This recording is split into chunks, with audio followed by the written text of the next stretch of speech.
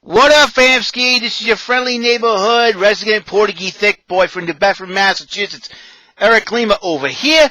You are watching yet another video episode from my secondary YouTube channel vlog in which I present to you all my sentimental thoughts, come from my heart and my soul and my mental oddball shenanigans, come from the mind and brain. This is EML77 TV, episode 947, 53 episodes away from 1,000 episodes. 1,000, yay. Yeah, 1,000 episodes, ladies and gentlemen. Ending the second chapter of the Lima YouTube saga that we're having here. Just to let you guys know what's going on. Hey, I just found this out yesterday. This coming weekend, daylight savings time. Change the clocks back an hour. Do we lose an hour of sleep when we spring forward, or do we gain an hour when we fall back? I forget which one. But anyways, we gotta change our clocks back an hour. Anyway, November 1st already. Oh my goodness, November 1st. Which is the final full week of October, man.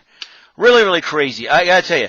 Well, this is the fall off from Hell in a Cell, but this starts up Survivor Series this year, due to the pandemic, and because of social distancing, because it was crazy last year with all the brawls that happened between Raw, SmackDown, and NXT.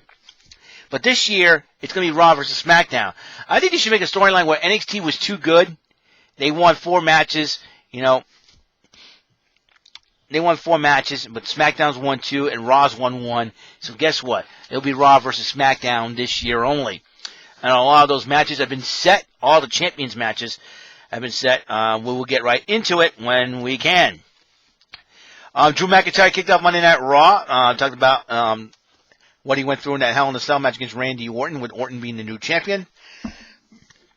And then all of a sudden, here comes Miz with his Money in the Bank briefcase and his sidekick, the newly shaven John Morrison. He shaved his beard, that's right. John Morrison shaved his beard.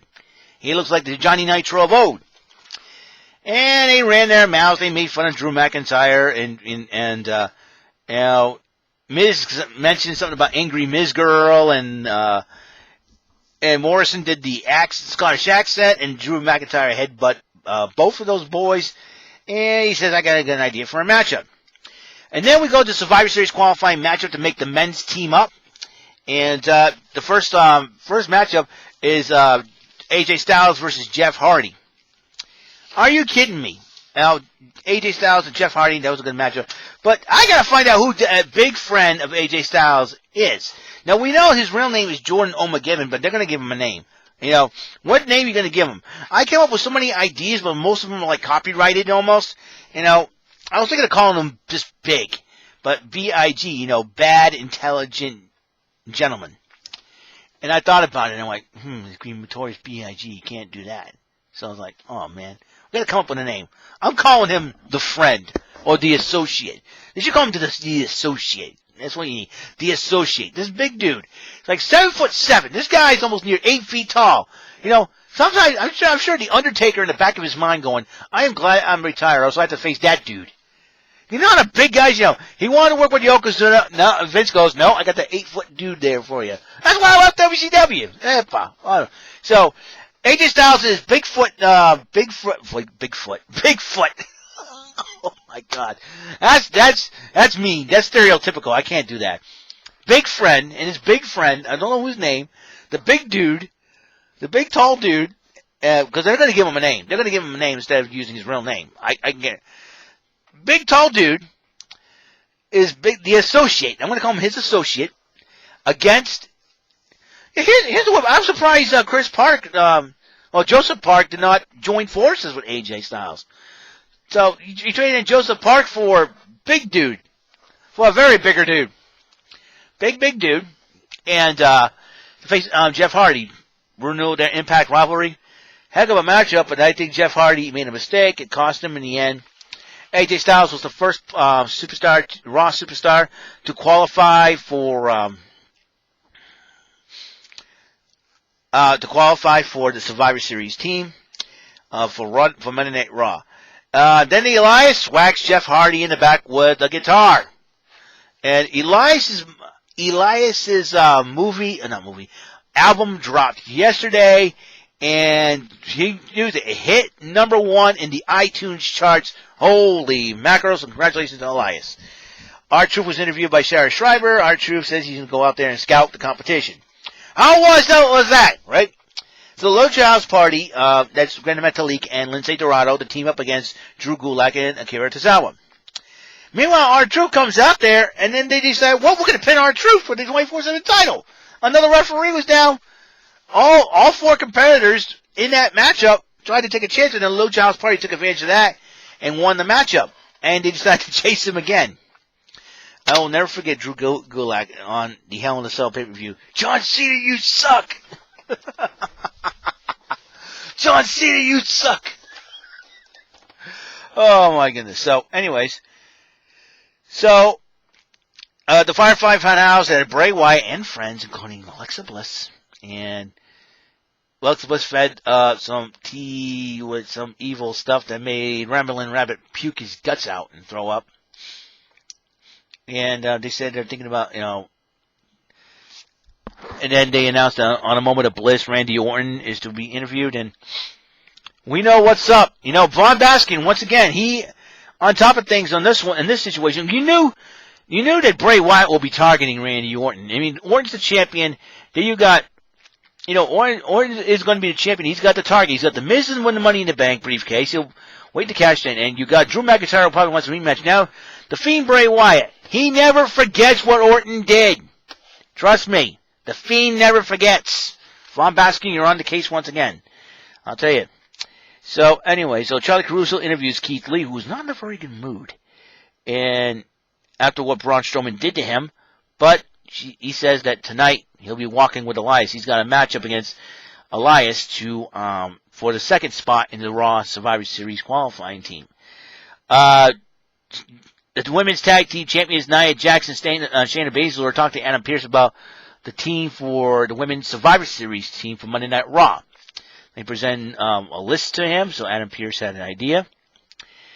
And then Elias went one-on-one with Keith Lee for the Survivor Series qualifying match for the Raw team. And Jeff, during the matchup, of course, towards the end, Elias is about to hit hit Lee with a finishing maneuver. Jeff Hardy's music hits. And then it distracted Elias. Keith Lee hits a spirit bomb. 1, 2, 3. Keith Lee joined AJ Styles as teammate number 2 for Monday Night Raw team. For the Raw team. But then Jeff Hardy returned the favor, waffling Elias with a guitar. Again. And then Charlie Caruso did an interview Randy Orton about going on Alexa Bliss's moment of bliss, about how he is not afraid of the Fiend. So I knew he wouldn't, listen, the Fiend is different and the Viper's been different. So it's going to be very interesting to see what happens on Moment of Bliss. They had an 8-man speaking of Survivor Series, 8-man tag team elimination matches is part of it. It was a Hurt Business versus Retribution. Order of elimination. MVP got eliminated first after the Reckoning, a.k.a. Mia Yim, acted like she had spiders all over her somehow, and he's like, oh my god, get him off me! I don't know if she was on flames, on fire, but the referee saw that, banned her from ringside, and then Slapjack, a.k.a. Slapnuts, got pinned, was eliminated next, and then Bobby Lashley and T-Bar brawled, reminiscent of Dusty Rhodes and Undertaker back in 1990.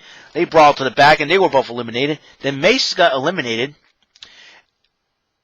as well, and it left Mustafa Ali against Cedric Alexander and Shelton Benjamin. And then Mustafa Ali resorted to a steel chair, which he got himself eliminated by disqualification, giving the Hurt Business the victory. So that was a crazy match, to say the least. And Hurt Business said they want some gold, and they want some gold. And check this out. Angel Garza. This guy continues to flirt with the ladies. The dude's engaged. Dude.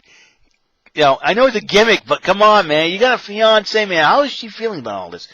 Started flirting with Mandy Rose. I said, that's not a good idea, Garza, because Otis could be watching. And if a Raw versus SmackDown match happens, Angel Garza could get himself injured. But, he tried to offer her the rose, and then Mandy goes, Otis has had a rough night. Lost his best friend, lost the money in briefcase, but we're still close. And so, and Angel Garza wanted to go for Dana Brooke. And he was about to, and Dana Brooks was going to say something, then he notices Nia Jax, Shayna Baszler, and then all of a sudden, and then Nia Jax first didn't want the rose, but then looked at Shayna Baszler. Angel? There's something about Shayna Baszler that you should know, that she plays on the other side of the team, if you know what I mean. I mean, it's hearsay, but whatever, you know. And Shayna Baszler's like, don't want it. And so, anyways, and then all of a sudden, Nia Jax takes the rose anyways. Angel Garza, okay. But at least Angel Garza knows what's up, you know what I'm saying? Listen, you know, Nia Jax, yeah, she's not bad looking. I mean, why not, you know? You never know. You never know with Angel Garza. I don't know, that boy, you talk about Eddie Guerrero being Latino, I'll tell you one thing, the Lito Latario, that's friggin' Angel Garza. Let me tell you something, Garza's got a little Eddie Guerrero flavor going on there. Let me tell you, I like it. You know, Angel Garza, though, entertaining dude. But, you know, I'm surprised no woman decided to not ditch him after what he did to Demi Burnett. You know what I mean? Just ditched her and left her with retribution. Come on, seriously? We have not seen her on Raw for quite a while? I wonder why. Because Angel Garza is a jerk. Angel Garza, come on, dude. Really? So Drew McIntyre went one-on-one with The Miz, and McIntyre won the match despite the fact that Miz and Morrison tried to do everything they can to screw around with McIntyre. And then the New Day, we're talking about their matchup. These Survivor Series matches are going to happen. And the New Day are scheduled to face... Now, these matches are subject to change. Remember, because they got championships, who knows? It'll be champion, Raw champion versus SmackDown champions, and despite the title exchange, the New Day versus the Street Profits will be happening in Survivor Series, unless the New Day or the Street Profits lose their titles. I think New Day versus Street Profits would be an excellent matchup. I mean, talking about two of the most charismatic tag teams, you know, ever. And I wanted to see this matchup for quite a long time. And I think, you know, it's going to be a heck of a matchup. And then we come out, the first matchup was announced, Bobby Lashley, the United States champion, going one-on-one with the Intercontinental champion Sami Zayn. You know Sami Zayn, the dude looks like if Junior Keeley grew up, from Palmer Child, grew up, worked out, started to wrestle, grew a beard and hair, and looked like Santa Claus on a keto diet. That's Sami Zayn. And let me tell you, I think Bobby Lashley is going to kill him. You know what I'm saying? Bobby Lashley is going to kill Sami Zayn. Trust me on this one. Sami Zayn keeps running his mouth. Guess what? Bobby Lashley is going to shut him up, in my personal opinion. And then you got the another matchup, Asuka versus Sasha Banks, the new SmackDown Women's Champion. Who's going to win that one? I wonder. And then this is one matchup of generational superstars. The WWE Champion Randy Orton going one-on-one with Roman Reigns. I can see Drew McIntyre go one-on-one with Roman Reigns. But I think Drew McIntyre and Reigns went at it one time. I think when Reigns got The Undertaker to watch his back, and Drew McIntyre had Shane McMahon at one point. Well, Orton versus Reigns would be a matchup. I don't know if they faced each other one-on-one. They had to. They had to be in the past. But that's going to be a battle of generational superstars, that's for sure. But remember, those matches could change up because of the fact they have titles around their way. So it'd be something to... So... And then the Hurt Business comes talking. He said would be very interested in those tag team championships. And remember, they said they want payment in gold opportunities. New Day versus any members of the Hurt Business. I say Benjamin. I'll tell you what, the Hurt Business. I like the Hurt Business for a good reason that they all bring something each to the table to the group, and it's a little different. You got MVP, the veteran mind. Bobby Lashley, the powerhouse. You got Shelton Benjamin, the technical wizard and wizardry in the ring, and you got Cedric Alexander being the high flyer of the team. And you're talking about, and all those talented pulled up, mixed together, boom, you got the Hurt Business. I think they're going to do well. If New Day were to face two members of the Hurt Business, I would go for Cedric Alexander and Shelton Benjamin. I think those two will be like in the London and Kendrick of the Hurt Business of the team. I think those two should challenge the New Day. That'll be an awesome matchup, to say the least. But right now, it's Street Profits versus New Day, tag team champions versus tag team champions. Asuka did you know why? New Day rocks. And then, New Day rocks. And I would not be surprised if the Hurt Business recruits somebody to take on Asuka for the Raw Women's Championship. Naomi, maybe? I don't know. That'll be something to to think about. Charlie Caruso went to go interview Drew McIntyre and pick up the victory, and he said, well, he's going to be on, Orton's going to be on A Moment of Bliss tonight. He's got a plan. So I said, oh boy. Randy Orton is going to be a huge heap of trouble. So, Anna Pierce and Pat Buck, the officials of the WWE, came out to name the Women's Raw team. Shayna Baszler, Nia Jax, Mandy Rose, and Dana Brooke have the Raw team, and that's a pretty good team. And then the fifth and final member would be involved in a Survivor Series qualifying match in a fatal four-way. Lana versus Lacey Evans versus Peyton Royce versus Nikki Cross. Lana ended up winning the matchup, and then all of a sudden Nia Jax says, give me a hug, give me a hug. I said, don't do it, Lana. And then all of a sudden, he goes, and then all of a sudden Nia Jax tells Shayna, remove, I'm like, oh no, not again. 6 times! She threw Lana, Samoan dropped Lana through a table 6 freaking times. Man, that poor girl, I'm starting to feel sorry for Lana now. It's like, I'm like, oh, Nia Jax, what you doing, girl? This is the 6th time. You're going to injure her. Before you know it, she is, I don't know if she's glutton for punishment or what. I don't know. Or she wants to do it to prove herself. If Lana wants to do that to prove herself. I don't know. But I'll tell you, 6 times in a row, that poor girl Lana went to a table. Oh my goodness. Come on. Nia Jax, you gotta knock this off, girl. Man. You're cute and all, but come on now. Poor Lana. Jeepers. You don't want her doing TikTok anymore and dancing. Jeepers. Oh, Lordy, Lord. I feel bad for Lana. I feel bad for Lana in this case. Why don't you have her leave WWE and go to AEW to join her husband, for goodness sakes? You know, have her attend the Kip Sabian and Penelope Ford wedding, for God's sakes. Jeepers. Anyways, Charlie Caruso went to interview Randy Orton again. Orton and says once again he's not afraid of the Fiend and all that. That's fine. Then they had the last match of the night, Survivor Series qualifying matchup. Matt Riddle versus Sheamus for the 3rd spot in the Raw Men's Survivor Series team. It was a hard-fought match and could have gone either way, but Sheamus did pick up the victory, and after successfully connecting with the Bro Kick, and Sheamus, Keith Lee, and AJ Styles as part of the Raw Men's Survivor Series team. That's not bad so far. That's not bad so far.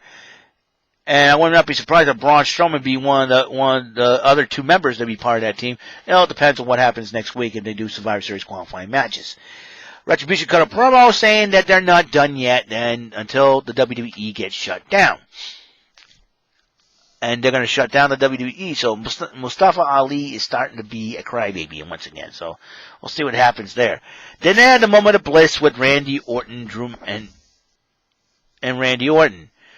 And then Drew McIntyre showed up. They started brawling, and then the lights went out. The Fiend arrives, and the Fiend arrives. Actually, they started talking. And then lights went out. Randy Orton backs up. Drew McIntyre's in the ring, and with the lights on, and then all of a sudden, and the Fiend's right behind him, and then rock in a hard place there, Mr. Orton. Orton went in the ring. Drew McIntyre and him brawl, and that was it. So that was the fight in the end, and so Randy Orton's quite a bit of a quandary here, and I'm sure Roman Reigns been looking at it, not caring, because the fact of the matter is he is the tribal chief. So it'll be very interesting to see what happens in the weeks to come. Remember, 3 weeks from this Sunday is already Survivor Series. But before we get to Survivor Series, we got tomorrow night NXT's Halloween Havoc. As you know, the spin of the wheel decides 2 matches. That would be the stipulation of the 2 matches, the North American title on the line.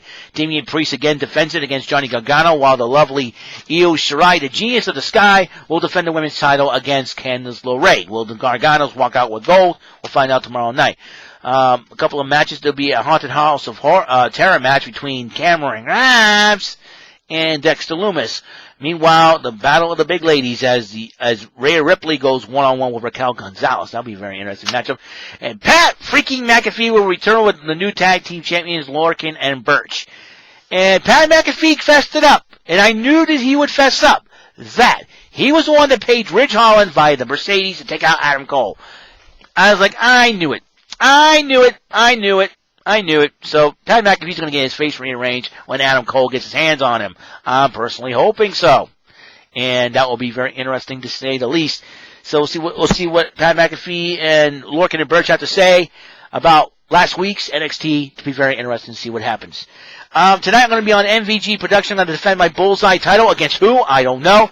I'm sure Mike Liotta will be picking out my opponent for me, and unless I see somebody that I have not faced, and I want to face that, and I want to face that individual. See what happens.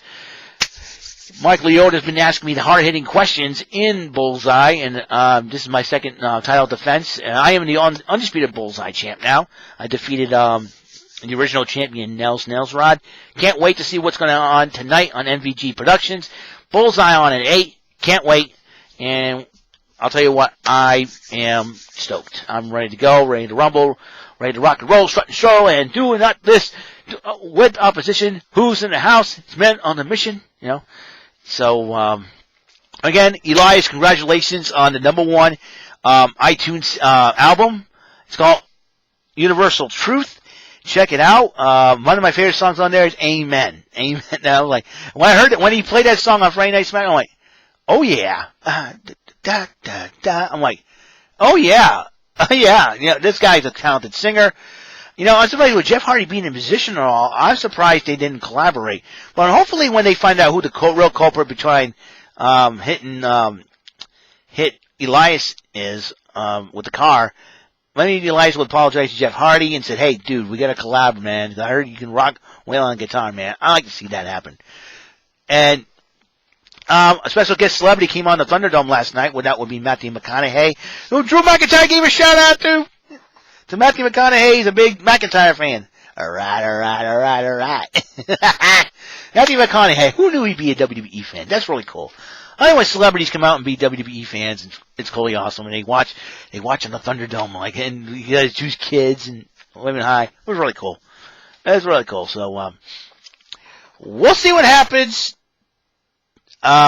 This tomorrow night, NXT, Halloween Havoc, and then you got the final SmackDown of October 2020, and the day before Halloween. I don't know if they're going to do a Halloween special there too, or they got Survivor Series qualifying matches. Who knows what's up on that realm? So we'll see what happens.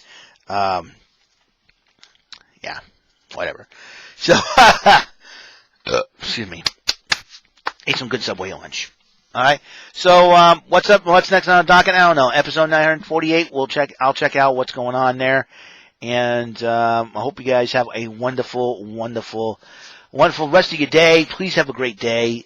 Stay positive. Stay cool. Stay safe, and just be you. All right. Be you. You do you. Have a lot of fun. I'll see you in episode 948, and I'll continue to be entertaining towards you. See you later. Peace.